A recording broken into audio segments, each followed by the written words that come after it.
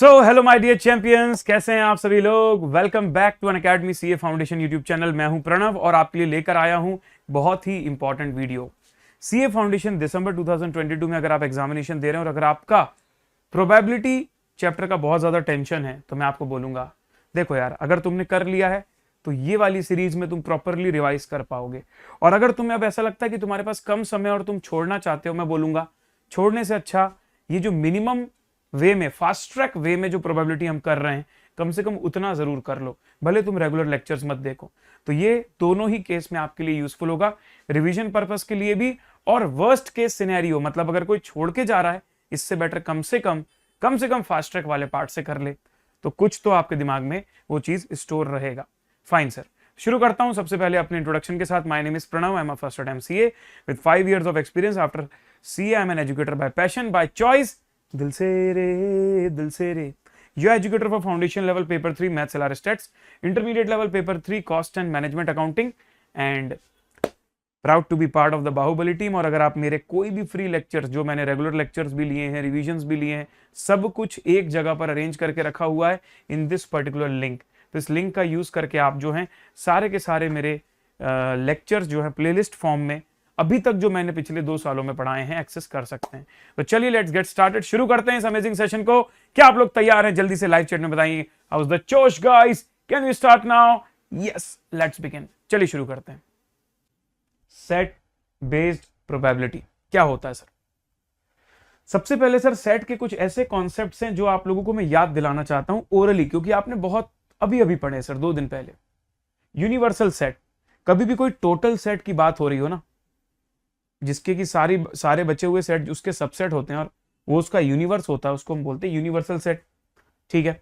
Elements का मतलब आप लोग जानते हो, कोई भी सेट के अंदर जो जो एलिमेंट्स होते हैं, जो जो ऑब्जेक्ट्स होते हैं, जो जो मेंबर्स होते हैं, उन्हें हम एलिमेंट्स बोलते हैं। और दूसरा है ऑर्डिनरी सेट, जो कि हमारे यूनिवर्सल सेट का सबसेट होता है। अब यही सारे कॉन्सेप्ट्स को हम प्रोबेबिलिटी में लेकर आने वाले हैं नए नाम से। अब मैं आपको एक रैंडम एक्सपेरिमेंट का एग्जांपल देता हूं। फॉर एग्जांपल, आप लोगों ने एक डाइस फेंका, तो क्या क्या पॉसिबल आउटकम होते हैं सोचिए sir. Appearance of 1, appearance of 2, appearance of 3, 4, 5, 6, ये 6 आउटकम्स जो है हमारे, this is our sample space, जिसमें 6 के 6 इवेंट्स हमारे हैं। This is our sample space. क्या मैं ऐसा बोल सकता हूं कि उस रैंडम एक्सपेरिमेंट के जितने भी पॉसिबल इवेंट्स हैं वो सारे उसमें आ गए? हाँ। और यूनिवर्सल का भी काम तो यही होता है, जितने भी पॉसिबल एलिमेंट्स हैं उनको कवर कर लो, दैट इज यूनिवर्स। करेक्ट है सर। तो सैंपल स्पेस और यूनिवर्सल एक जैसा है। सैंपल स्पेस हमारा सेट कहलाएगा किन चीजों का? Set of all the possible outcomes of a random experiment. Second point, elements. जैसे हम बोलते हैं कि हमारे टोटल नंबर ऑफ आउटकम्स कितने हैं, तो आप बोलते हो सर 6, लेकिन सेट में जब उसे काउंट करते हो तो क्या बोलते हो? कार्डिनल नंबर या नंबर ऑफ एलिमेंट्स। यहां पर एलिमेंट्स ना बोल के उसे सैंपल पॉइंट्स बोलोगे कि बताओ how many number of sample points are there in our sample space, तो आंसर इज 6। तो ये एलिमेंट वर्ड यूज करने की जगह मैं सैंपल पॉइंट वर्ड यूज करूंगा। और तीसरा है आपका इवेंट सेट। मान लो इसमें से कोई भी एग्जांपल ले लेता हूं मैं, occurrence of a multiple of 3, तो विच इज 3 और 6, तो ये हमारे हो गए फेवरेबल आउटकम। तो हम क्या करेंगे सर, जिस भी इवेंट की हमको प्रोबेबिलिटी निकालनी होगी उसको एक सेट बना देंगे, और उस सेट के अंदर कितने सैंपल पॉइंट्स है वही हमारे फेवरेबल आउटकम हो जाएंगे। Let's see this diagram. जो मैंने एग्जांपल आपको ओरली बोला वो डायग्राम आपके सामने है। ये है आपका सैंपल स्पेस। इस सैंपल स्पेस में आपके सारे पॉसिबल आउटकम है 1, 2, 3, 4, 5 एंड 6। जैसे ही आपने डाइस फेंका तो ये 6 पॉसिबल आउटकम्स होते हैं, राइट? Perfect sir. अब मैंने इवेंट ए डिफाइन किया, इवेंट ए, जिसको कि मैं सेट ए बोलूंगा, और set A is multiple of 3। बताइए कौन कौन आएगा इसके अंदर? इसके अंदर आएगा एक 3 और एक आएगा 6। अब मैं अगर आपसे पूछूं भाई कि बताओ इस वाले इवेंट में कितने नंबर ऑफ सैंपल पॉइंट्स है, तो तुम बोलोगे 2। और पूरे सैंपल स्पेस में कितने नंबर ऑफ पॉइंट्स है, तो तुम बोलोगे 6। यही है तुम्हारी प्रोबेबिलिटी। इसी चीज को तुम कैसे डिनोट करते हो? तुम बोलते हो देखो भाई, इवेंट सेट में जितने भी number of possible sample points है उन्हें मैं बोलूंगा Na, और पूरे सैंपल स्पेस में जितने भी नंबर ऑफ सैंपल पॉइंट्स है उसे बोलूंगा Ns। तो सेट S का कार्डिनल नंबर और सेट A का कार्डिनल नंबर, प्रोबेबिलिटी। तो सर फॉर्मूला तो अभी भी वही है, हमको लगा कि कोई नया फॉर्मूला लेकर आ जाओगे। नहीं भाई, क्लासिकल जैसा ही फॉर्मूला है, बस नामकरण बदल गया है। अब तुम बोलोगे जब ऐसा ही करना था तो इतनी मेहनत क्यों करी, सही तो चल रहा था already, number of favourable outcome divided by number of total outcome, क्यों उसका नाम बदल के number of sample points in A, number of sample point in S? क्योंकि सर सेट्स के अंदर आपने ऑपरेशन वाले कॉन्सेप्ट पढ़े, यूनियन, इंटरसेक्शन, कॉम्प्लीमेंट्री, ये सारे कॉन्सेप्ट जो हैं सर प्रोबेबिलिटी में हमें काफी हेल्प करेंगे एडवांस लेवल के प्रॉब्लम्स में, इसलिए सेट को इंट्रोड्यूस करना बहुत जरूरी है। चलिए भाई, यहां तक की कहानी कितने लोगों को समझ में आई कि how we have connected sets with the probability? तो now you have a new formula of probability which is actually essentially the same thing, just the name is changing. That probability of not A, probability of set A is equals to number of sample points in set A divided by number of sample points in sample space. तो Na upon Ns, वही same चीज को अलग तरीके से दिखाया गया है, दिमाग की बत्ती जल जानी चाहिए। नेक्स्ट, कॉइन आपने 3 बार उछाला, आपका प्रोबेबिलिटी आपको निकालना है 2 हेड्स लाने का, इसको आप सॉल्व कीजिए यूजिंग सेट अप्रोच। ये कोई ऐसा क्वेश्चन नहीं है जो आपको नहीं बनता, आपने कल ऑलरेडी मेरे साथ ही वाला क्वेश्चन किया हुआ है। 3/8 इसका आंसर भी आ रहा था। HHT, HTH और THH, ये 3 ऐसे पॉसिबल आउटकम्स होते हैं आउट ऑफ द 8 जिसमें 2 हेड्स आ रहे होते हैं। तो आपको आंसर मैंने पहले बता दिया 3/8, लेकिन इसे सेट अप्रोच से कैसे करोगे? तो सेट अप्रोच से तुम ऐसे करोगे, तुम बोलोगे देखो भाई मेरा रैंडम एक्सपेरिमेंट क्या है, मेरा रैंडम एक्सपेरिमेंट है कॉइन टॉस्ड 3 टाइम्स, ठीक है। मेरा सैंपल स्पेस का सेट क्या बनेगा? मेरा सैंपल स्पेस का सेट बनेगा HHH, HTH, HTT और अरे भाई HHH, उसके बाद TTT, उसके बाद THT, THH और TTH। अब मैं तुमसे पूछूंगा कि भाई मुझे ये बताइए आप कि नंबर ऑफ सैंपल पॉइंट्स कितने हैं तुम्हारे सेट S में? तो NS की वैल्यू हो जाएगी 8, कि भैया इस वाले सेट में तुम्हारे पास 8 पॉसिबल आउटकम है। अब तुमको डिफाइन करना पड़ेगा तुम्हें प्रोबेबिलिटी किसकी निकालनी है, गेटिंग 2 हेड्स। तो अब एक और नया सेट का नाम आएगा जिसका नाम होगा A, और उसको तुम नाम दे दोगे गेटिंग 2 हेड्स। तो बताइए कौन कौन से ऐसे सैंपल पॉइंट्स है जो इसके अंदर आएंगे? सर तो इसके अंदर आएगा हमारा HTH, HHT और THH, ताकि 2-2 H वाले तीनों आ गए। अब अगर तुमसे कोई पूछेगा कि बताओ काउंटिंग, बताओ काउंटिंग, कि भाई साहब इसकी काउंटिंग कितनी है सेट ए की, तुम बोलोगे number of sample point of set A is 3। So now if I ask you what is the probability of A, so formula is very simple, it is Na upon Ns. Na is 3, Ns is 8, the answer is 3/8। सबको समझ में आ गया? जल्दी से बताइए, correct है?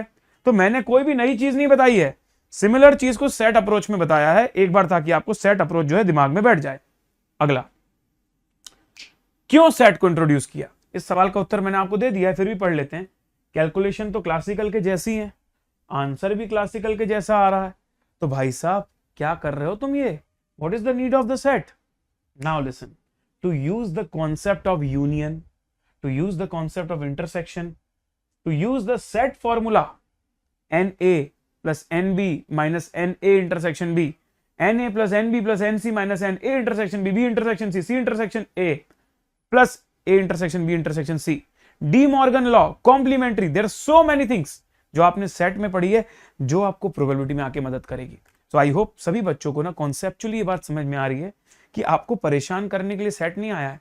जैसे कल मैंने आपको ये बात बताई थी कि परम्यूटेशंस एंड कॉम्बिनेशंस प्रोबेबिलिटी में आपको हेल्प करने के लिए पढ़ाया गया था, उसी तरह आपका जो सेट रिलेशन फंक्शन है वो भी आपको प्रोबेबिलिटी के अंदर हेल्प मिले उसके लिए पढ़ाया गया है। समझ रहे हो? चलो ये देखो इंपॉर्टेंट फॉर्मूले जो हम लोगों ने आज तक सेट में पढ़े, A union B, A union B union C. I hope ये दोनों फॉर्मूले आपको बनते हैं। अब लेकर आता हूं सबसे पहला concept, addition theorem of probability. इस एडिशन थ्योरम को पढ़ाने के लिए मैं एक ब्लैंक स्क्रीन ले रहा हूं और एक ही पेज में आपको एक बार में समझा दूंगा कि एडिशन थ्योरम होता क्या है। देखो भाई, as you all know that n A union B is equals to NA plus NB minus NA intersection B। Yes sir, we already know this, completely know this, कोई प्रॉब्लम की बात नहीं है। यही सेम फॉर्मूले में अगर तुम N की जगह P लिख देते हो कि बताओ A यूनियन B का प्रोबेबिलिटी क्या है, तो ये हो जाएगा तुम्हारा PA plus PB plus PC, और मैं तुमको बताऊं PC नहीं, PA plus PB minus PA intersection B। और मैं तुमको बताऊं ये वाला एग्जांपल तुम कल ही कर चुके हो। सर कहां किया था हमने? अरे किया है तुमने, याद है तुमको एक क्वेश्चन दिया था मैंने, what is the probability of S या फिर स्पेड। हाँ जी सर, पढ़ा तो है ये वाला कल क्वेश्चन। तो आपने कैसे निकाला था इसको? आपने बोला था एस की प्रोबेबिलिटी होती है 4/52, 4 इक्के होते हैं एस की प्रोबेबिलिटी, स्पेड की प्रोबेबिलिटी होती है 13/52। तो पहले आपने 13 और 4 को जोड़ दिया था, सो ये हो गया आपका Na, ये हो गया आपका Nb, या फिर ये हो गया प्रोबेबिलिटी ऑफ A, ये हो गया प्रोबेबिलिटी ऑफ B। अब बताइए क्या कोई ऐसा कार्ड होता है जो एस भी होता है और स्पेड भी होता है? हाँ, कॉमन, जो सेट ए में भी आ रहा हो और सेट एस में भी आ रहा हो, हाँ है ना, हुकुम का इक्का, ऐसा एक कार्ड है, उसको रिमूव कर दिया। अब देखो तुम कल के उस वाले एग्जाम्पल को आज के इस वाले फॉर्मूले से रिलेट करके देखो, 4/52, 13/52 माइनस 1/52, आंसर आ जाएगा तुम्हारा 16/52।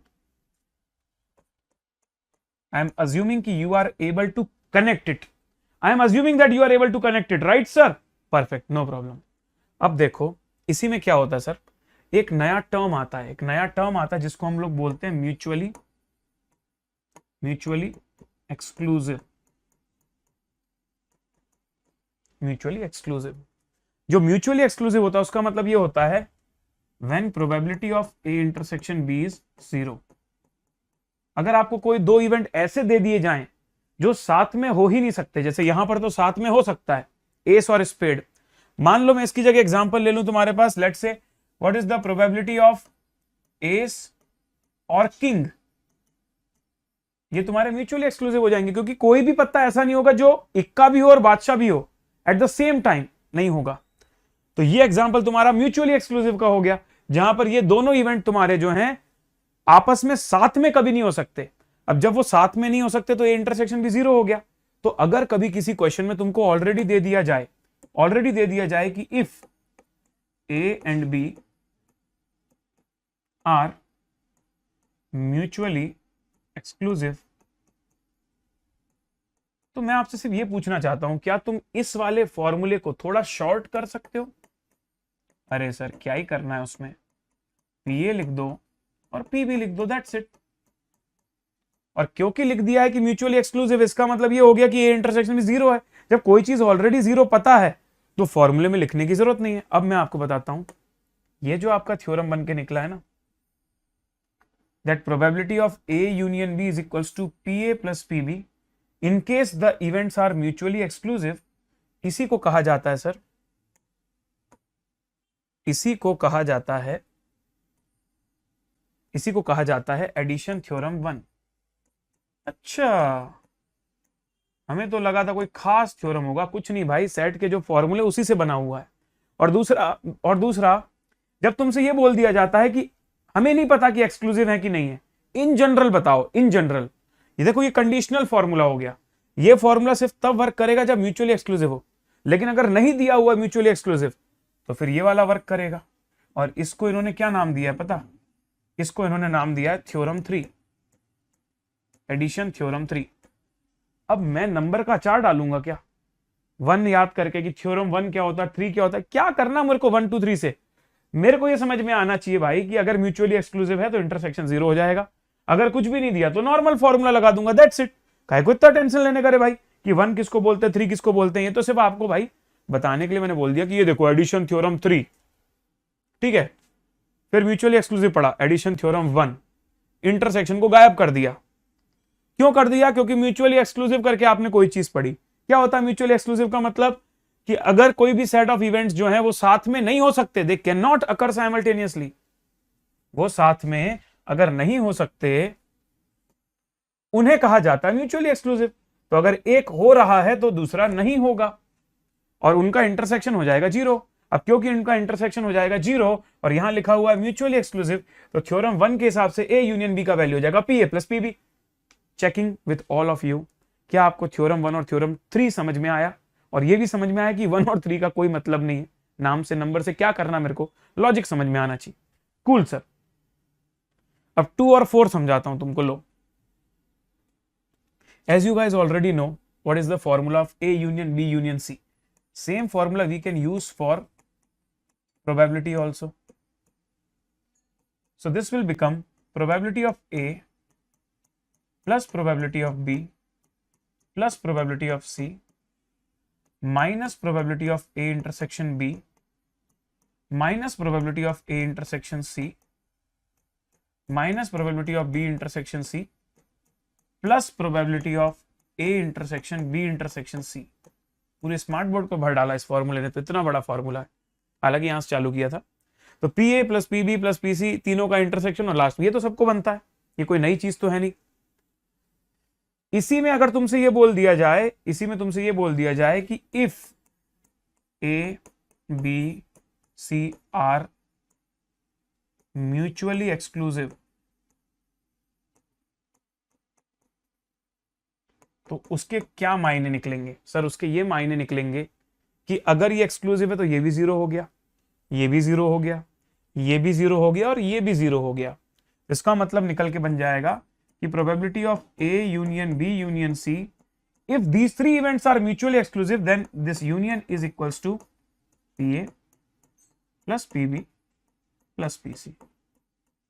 नाउ जब ये चीज 3 लोगों के लिए फॉलो हो रही थी, जब ये चीज 2 लोगों के लिए फॉलो हो रही है, समझना मेरी बात ध्यान से, अगर दो इवेंट्स का यूनियन निकालना है और दोनों इवेंट्स एक्सक्लूसिव हैं तो दोनों को ऐड कर देते थे। जब 3 इवेंट्स म्यूचुअली एक्सक्लूसिव हैं और तीनों का यूनियन, तो तीनों को ऐड कर देते थे। तो अब मैं तुमसे एक जनरल फॉर्मूला पूछता हूं, अगर तुम्हारे पास इवेंट A1 है, A2 है, A3 है and so on up to AN, कितने भी इवेंट्स ले लो यूनियन में, अगर वो सारे के सारे म्यूचुअली एक्सक्लूसिव हैं तो उनका final answer PA1 plus PA2 plus so on up to PAN ऐसे हो जाएगा। और क्या? Are you getting my point guys? Are you getting my point? क्या आपको मेरी बात समझ में आ रही है? ठीक है, इसी को बोलते हैं सर, ये जो हमने यहां पर देखा, इसी को बोलते हैं थ्योरम नंबर शायद 2, और इसी को बोलते हैं थ्योरम नंबर 4, जो कि ऑलरेडी आपको बनता है, जिसमें कोई कंडीशन नहीं है। अगर म्यूचुअली एक्सक्लूसिव लिखा है और number of so many events are there, तो it is just the plain addition. ठीक है सर, ये लीजिए थ्योरम नंबर, पहले थ्योरम 2 और 4 पढ़ लेते हैं, फिर एग्जांपल देख लेंगे। सो थ्योरम 2 ये देख लो, for a set of mutually exclusive events A1 A2 A3 से लेके AN तक, अगर उनका यूनियन निकालना है तो it's just the plain addition of every sets का प्रोबेबिलिटी। और वही अगर तुम्हारे पास सिर्फ 3 इवेंट्स हैं और एक्सक्लूसिव नहीं है, एनी लिखा हुआ है, तो फिर प्रॉपर पूरा फॉर्मूला लगाना पड़ेगा। अगर एक्सक्लूसिव नहीं है तो फिर इनको थोड़ी 0 मान लोगे। आई होप 2 और 4 भी समझ में आ गया। बस अब मैं सीधे क्वेश्चंस में आता हूं। अब मैं ये ज्ञान की बातें ज्यादा नहीं करूंगा, तो सेट बेस्ड के क्वेश्चंस कैसे बन के निकलते हैं अब थोड़ा सा उस पर फोकस कर लेते हैं sir. Let's do it now. ये लीजिए sir, a coin is tossed thrice, what is the probability of getting 2 और मोर हेड्स? 2 या उससे ज्यादा हेड्स आने के क्या चांसेस हैं? अब यहां पर ना तुम्हारे 2 इवेंट्स हो गए, 2 और मोर। अब बताओ 3 बार कॉइन उछालोगे तो या तो 2 आएगा या तो 3 आएगा। तो मैं ऐसा मान लेता हूं कि A का मतलब मान लेता हूं 2 हेड्स और B का मतलब मान लेता हूं 3 हेड्स। और क्योंकि मुझसे पूछा है 2 और मोर, तो मतलब मुझे निकालना है probability of A union B। अब देखो ऐसा तो हो नहीं सकता कि एक ही आउटकम में 2 हेड्स भी हैं और 3 हेड्स भी हैं, दोनों साथ में तो आ नहीं सकते। मतलब ये दोनों इवेंट म्यूचुअली एक्सक्लूसिव हैं, क्योंकि सर ऐसा हो नहीं सकता कि 2 भी हो रहे हो और 3 भी हो रहे हो। या तो 2 हेड और 1 टेल होगा या तो तीनों हेड होंगे। ये 0 हो गया, इसीलिए इसको म्यूचुअली एक्सक्लूसिव बोल दिए। तो सीधे थ्योरम नंबर 1 लगाया जा सकता है, probability of A plus probability of B। अब मुझे बताइए कितनी बार ऐसा होता है कि 2 हेड्स आते हैं? अभी तो निकाला था सर 3/8। कितनी बार ऐसा होता है कि तीनों के तीनों हेड रहते हैं? सर 8 में से सिर्फ 1 बार। आंसर हो जाएगा 4/8 1/2 या 0.5। क्वेश्चन किसी भी अप्रोच से किया जा सकता है, लेकिन अभी मैं आपको एडिशन थ्योरम की अप्रोच से करवा रहा हूं। आपको जो अप्रोच बेस्ट लग जाए पेपर में, जो क्लिक हो जाए उससे कर देना, ठीक है। पर सेट वाली अप्रोच हमेशा हेल्प करेगी, आपको गलती नहीं होगी। अभी तो इजी क्वेश्चन लग रहा है इसलिए ऐसा लग रहा है कि सेट का क्या ही यूज है, पर धीरे धीरे जब क्वेश्चंस के लेवल बढ़ेंगे ना, तब आपको पता चलेगा नहीं यार, सेट से करने से गलती नहीं होती। नाउ ये आया नया सवाल, a number is selected at random from the first 25 natural number. अब मुझे बताओ, अगर 25 में से कोई एक नंबर चुन रहे हो तो कितनी पॉसिबिलिटीज या कितने पॉसिबल आउटकम है? 25। सो ns इज इक्वल्स टू 25। अब सुनिए, what is the probability that the number would be divisible bye 4 और 7? तो मैं एक इवेंट बना लेता हूं, डिविजिबल बाय 4। तो a का मतलब बोल देता हूं यहां पर डिविजिबल बाय 4, और b का मतलब बोल देता हूं यहां पर डिविजिबल बाय 7। अब सुनिए, प्रोबेबिलिटी ऑफ a कैसे निकालोगे आप? तो मैं आपसे ये पूछना चाहता हूं कि बताइए कितने नंबर ऑफ एलिमेंट्स ऐसे हैं जो 4 से डिवाइड हो रहे हैं? क्या आप मुझे बताएंगे 1 से लेके 25 तक कितने नंबर ऐसे हैं जो 4 की टेबल में आते हैं? 4 1 जा 4, 4 2 जा 8। अरे सर क्या कर रहे हो, 4 6 जा 24, 6 आएंगे, 6/25। तो इन 25 नंबरों में से 6 नंबर ऐसे हैं सर जो 4 से डिवाइड होते हैं। Now what is the probability of B? NB/NS। कितने नंबर्स ऐसे हैं जो तुम्हारे 7 से डिवाइड हो जाते हैं? 7, 14, 21, बस 28 नहीं आएगा। So there are only 3 numbers which is divisible by 7। क्या कोई भी ऐसे नंबर हैं जो 7 से भी हो रहे हो और 4 से भी हो रहे हो? नंबर तो है, लेकिन 25 के अंदर ऐसा कोई नंबर नहीं है, क्योंकि सबसे पहला नंबर जो 7 और 4 दोनों से डिवाइड होता हो वो है 28, और 28 तो 25 से बाहर चला जा रहा है। सो ये दोनों इवेंट भी तुम्हारे हो गए म्यूचुअली एक्सक्लूसिव, क्योंकि ऐसा नहीं हो सकता कि कोई इवेंट इसमें भी काउंट हो गया और इसमें भी काउंट हो गया दोनों में। तो फिर तो यूनियन निकालना बहुत आसान है, सिंपल ऐड कर दो दोनों को, 6 और 3 9/25, दैट्स द आंसर। ठीक है। अब कुछ बच्चे बोलेंगे आपको पता कैसे चला यूनियन निकालना है? ये जो और वर्ड है ना, और वर्ड, इससे पता चल रहा है कि मुझे यूनियन निकालना है। कूल सर, आगे बढ़ूं? Very nice. Number selected at random from the first 1000 natural number, 1000। What is the probability that it would be divisible by or a multiple of 5 और 9?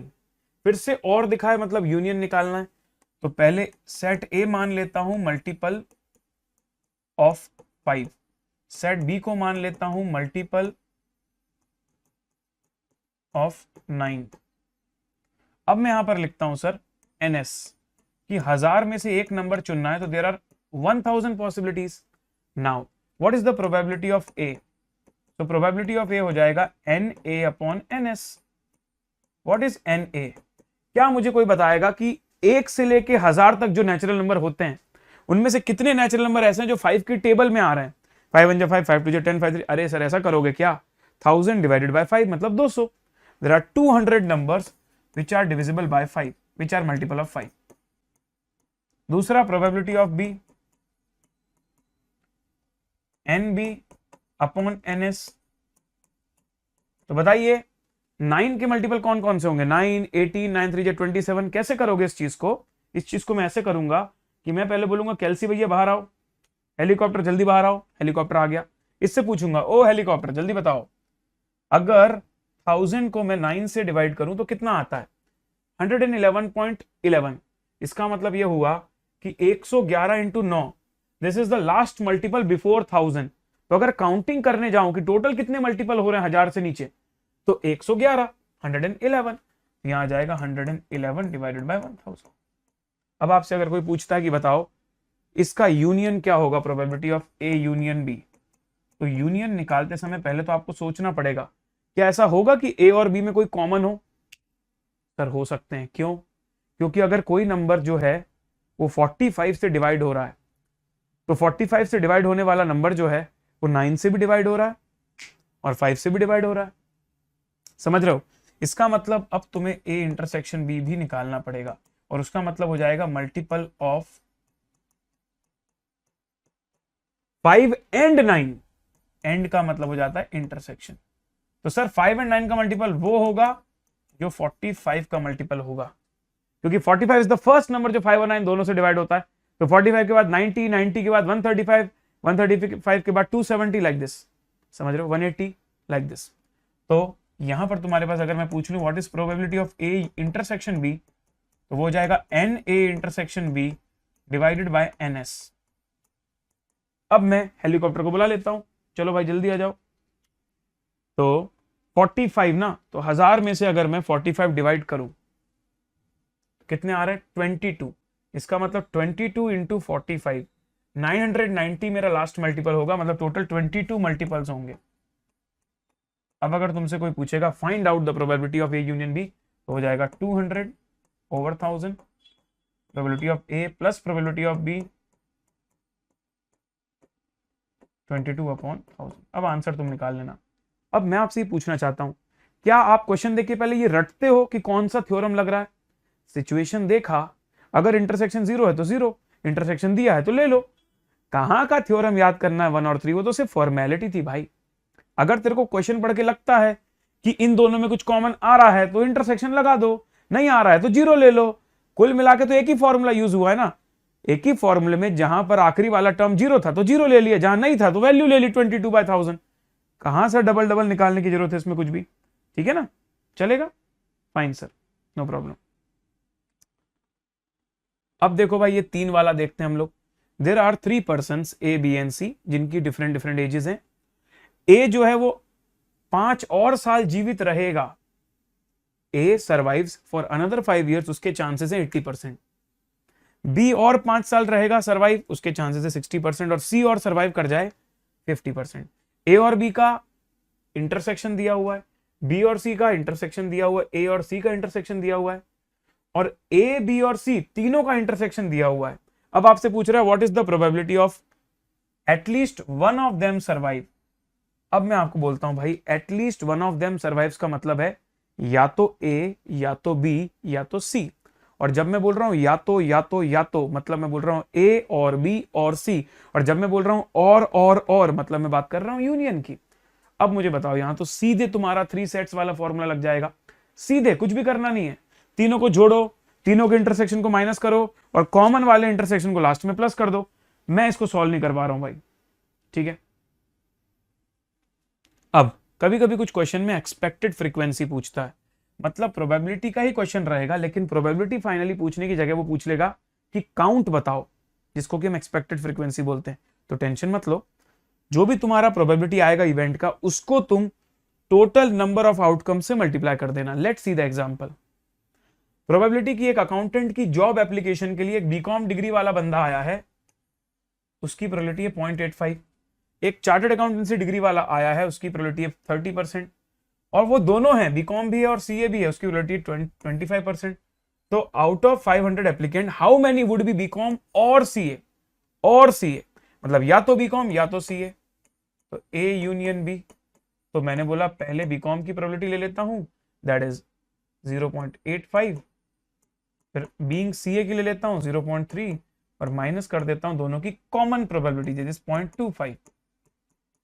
तो अगर तुम इसको सॉल्व करोगे तो कितना आएगा भाई? 0.85, 0.3 माइनस 0.25 दैट इज 0.9। ये जो 0.9 तुम्हारा आया है ये हो जाएगा ए यूनियन बी की प्रोबेबिलिटी। लेकिन प्रोबेबिलिटी नहीं पूछा मुझसे, तो पूछ रहा है 500 लोगों में से कितने लोग ऐसे होंगे जो या तो बीकॉम या तो सीए होंगे। तो मैंने बोला अगर तुम्हें ये निकालना है N A union B expected frequency, तुम एक काम करो 500 को मल्टीप्लाई कर दो 0.9 से प्रोबेबिलिटी के। तो जिस चीज का काउंट निकालना है उस चीज की प्रोबेबिलिटी को टोटल काउंट से मल्टीप्लाई कर देते हैं। तो 500 into 0.9, 450 applicants will be there who are either BCom और सीए। क्या आपको मेरी बात समझ में आई? Yes sir. नेक्स्ट, अब आता है probability of A minus B. जिन जिन बच्चों ने ए माइनस बी और बी माइनस ए को अच्छे से समझा है ना सेट्स में, उनको यहां पर भी कोई प्रॉब्लम नहीं आएगी। एक बात बताओ, set A, set B, set A, set B, A में से अगर मैं इंटरसेक्शन वाला पार्ट निकाल दूं और सिर्फ इस वाले पार्ट की बात करूं, तो इस वाले पार्ट को हम लोग बोलते हैं ए माइनस बी या फिर ओनली ए बी बोलते हैं, दोनों नाम चलते हैं। और बी में से अगर मैं कॉमन पार्ट निकाल दूं तो ये वाला जो पार्ट बचता है इसको हम बोलते हैं बी माइनस ए या फिर ओनली बी। क्या आपको मेरी बात समझ में आ रही है? नाउ इस चीज को एक और तरीके से भी दिखाया जाता है। एक तो probability of A minus B करके दिखाया जाता है, और एक और तरीका होता है कि ए का होना और बी का ना होना। ए को तुमने ले लिया लेकिन जहां पर बी आ रहा है उसको नहीं लिया, तो ए का होना और बी का ना होना, ए इंटरसेक्शन बी कॉम्प्लीमेंट्री। और एक और तरीका दिखाया जाता है इसकी वैल्यू निकालने के लिए कि भाई साहब ये जो प्रोबेबिलिटी ऑफ ए है ना, इसमें से मैं कॉमन पार्ट हटाना चाहता हूं तो प्रोबेबिलिटी ऑफ ए में से ए इंटरसेक्शन भी हटा दो। ये तीनों बातें आपको समझ में आनी चाहिए, बहुत सिंपल है। फिर बी माइनस ए को क्या बोलोगे? ए का नहीं होना और बी का होना। देखो एक होता है बी का होना और एक होता है सिर्फ बी का होना। सिर्फ बी का होना मतलब ए का नहीं होना और बी का होना, that is why this B minus A. और इसको जब तुम फॉर्मूला वाइज देखने जाओगे तो बी वाले पूरे सेट में से तुमको कॉमन पार्ट निकालना है, probability of B minus A intersection B. Correct है सर? क्लियर? नाउ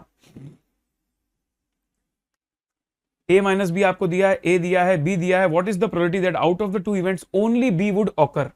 तो what is the final requirement? The final requirement is कि आपको निकालना है probability of B minus A बोल दूं या फिर उसको बोल दूं probability of B intersection A complement, मतलब सिर्फ बी का होना ए का नहीं होना। अच्छा, इसको निकालने का फॉर्मूला क्या होगा? फॉर्मूला होगा कि पूरे सेट बी में से ए और बी का जो कॉमन है उसको बाहर निकाल दो।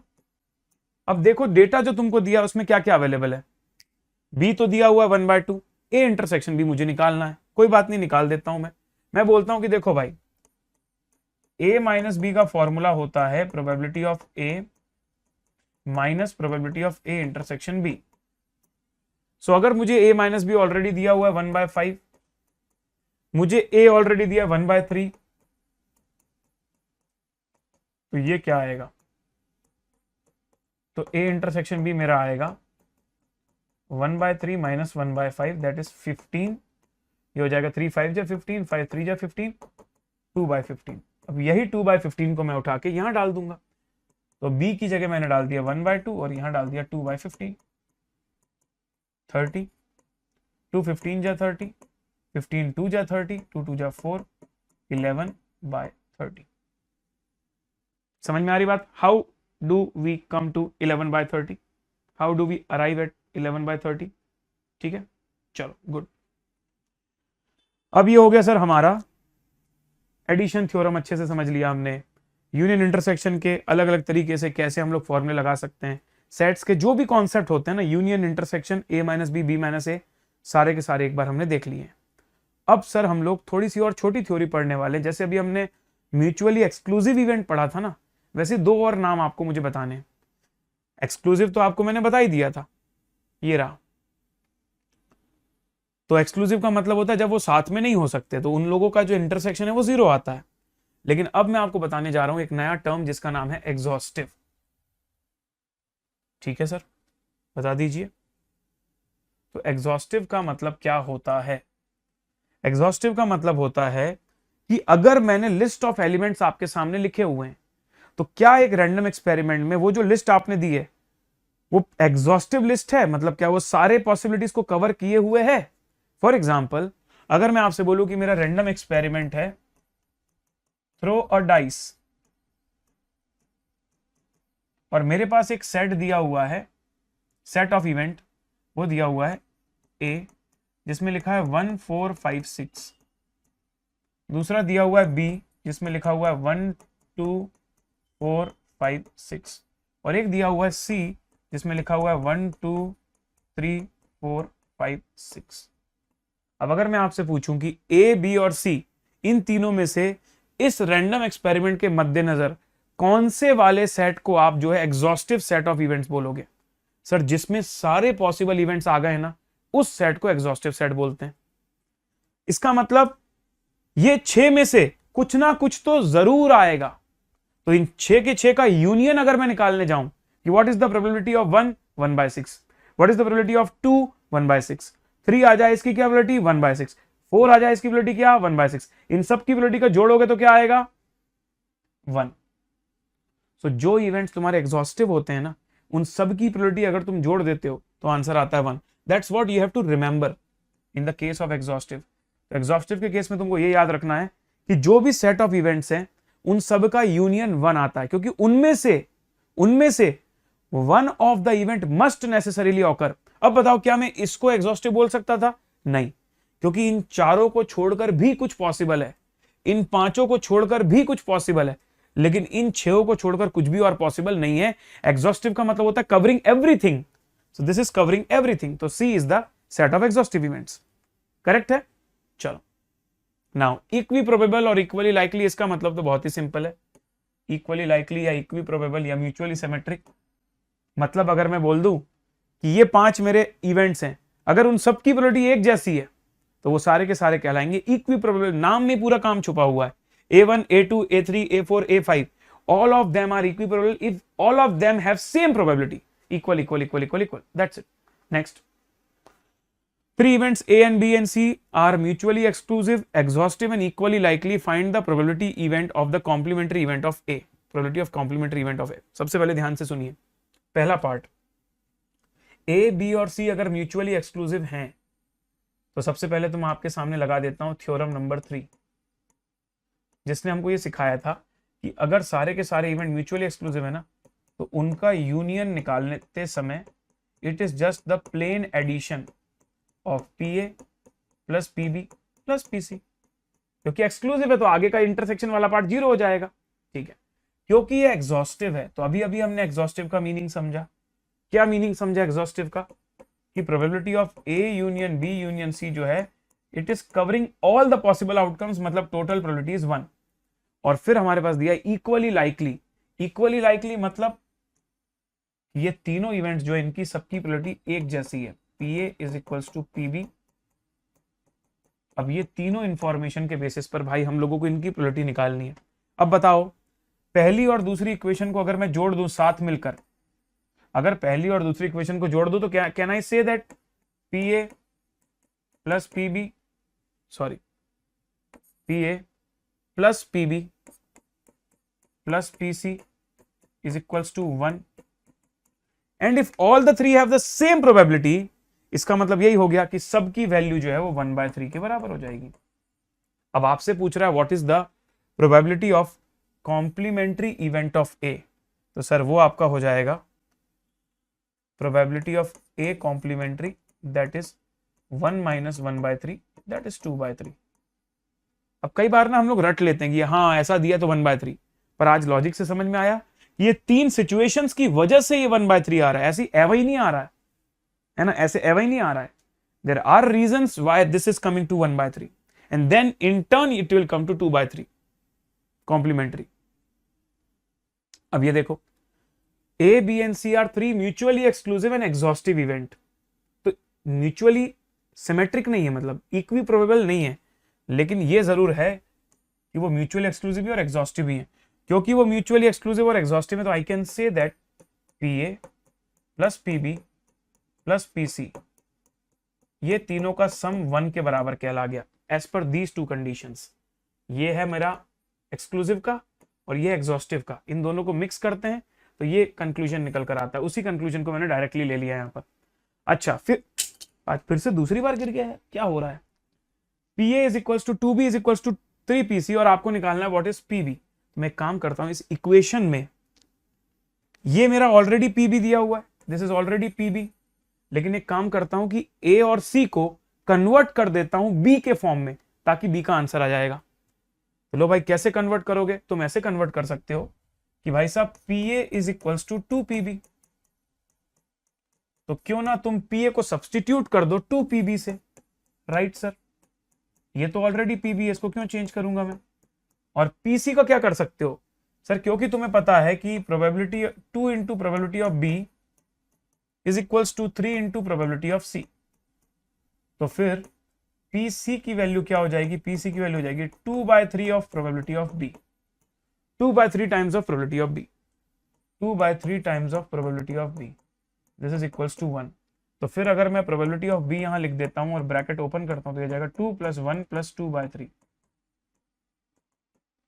3 2 6 + 3 9 9 2 11/3 ऐसे कुछ है, चेक कर लीजिए। 2/3 PC is equals to 2/3 PB, ठीक है 2/3, सो 2 PB 2/3 पीबी 2 + 1 + 2/3 2 + 1 + 2/3 परफेक्ट है सर। तो 3 2 जा 6 3 1 जा 3 6 3 9 to 11/3 पीबी। तो इसका मतलब पीबी की वैल्यू हो जाएगी 3/11 एंड 3/11 मतलब आंसर इज बी। करेक्ट है सर। चलो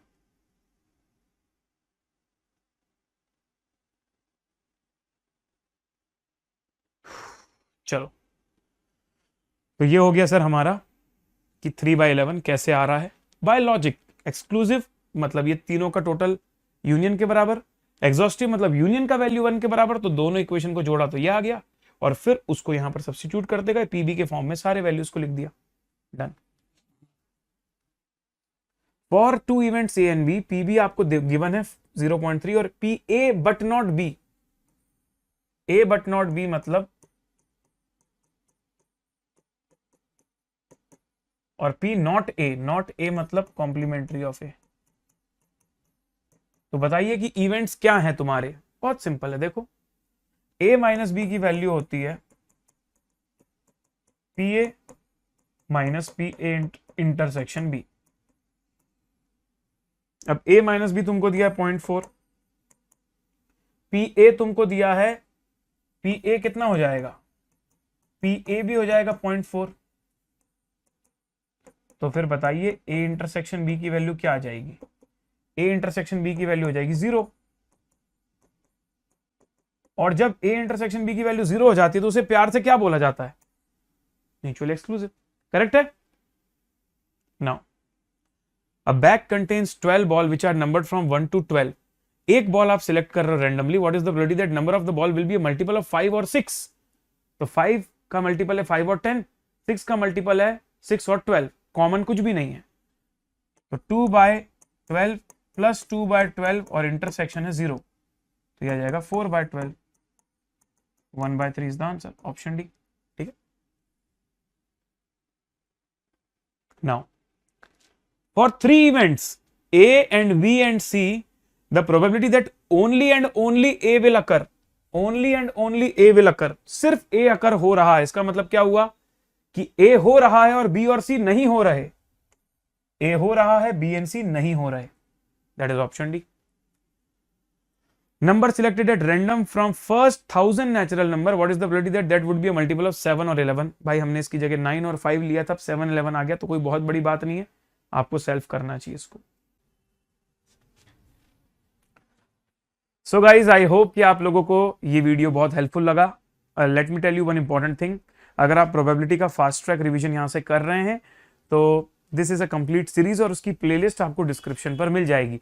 तो बीच के लेक्चर से ज्वाइन ना करें, लेक्चर 1 से ही देखें, ज्यादा यूजफुल रहेगा। और प्लेलिस्ट की लिंक अपने पास रखें, कभी भी आप उसे यूज कर सकते हैं बाद में फ्यूचर रेफरेंस के लिए। तो अनअकैडमी की स्पेशल क्लासेस भी आप देख सकते हैं अनअकैडमी के ऐप पर, फ्री जो क्लासेस होती हैं। प्लेटफॉर्म का एक आइडिया आपको हो सकता है वहां से, कैसे फीचर्स काम करते हैं ये आप वहां पर जाकर देख सकते हैं। और पहली बार देखने के लिए आप मेरा कोड यूज करके जो है एंट्री ले सकते हैं स्पेशल क्लास में। और अगर आप अनअकैडमी के कोई भी सब्सक्रिप्शन लेकर हमारी रेगुलर बैचेस ज्वाइन करना चाहते हैं, सिंपली अनअकैडमी की वेबसाइट पर आइए unacademy.com, स्टार्ट लर्निंग क्लिक करके अपना गोल सेलेक्ट कीजिए, वहां पर आपको चार्टर्ड अकाउंटेंसी सीए मिल जाएगा। फाउंडेशन में जैसे अगर आप जाते हैं तो ये फाउंडेशन का home page, get subscription plus iconic 2 offerings हैं, प्लस के अंदर आपको सब कुछ मिलता है, multiple live classes, multiple teacher से पढ़ने का मौका, अनलिमिटेड एक्सेस। लेकिन इसके साथ अगर एड ऑन में आपको printed books, live mentorship, doubt solving भी चाहिए, then you can upgrade for iconic plus iconic lite. ये 3 ऑप्शंस आपके पास है। Lite is only for the test series and subscription लेने से पहले जरूर वेबसाइट को चेक करें, प्राइसेस चेंज होते रहते हैं। लेकिन एक बात तय है, वो ये कि अगर आप ये कोड लगाओगे तो जो भी मैक्सिमम पॉसिबल डिस्काउंट आपके परचेज करते समय होगा वो आपको मिल जाएगा।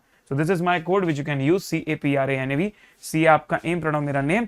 Thank you so much guys, hope so it was helpful for you. If you are a new subscriber, if you are a new viewer, don't forget to subscribe.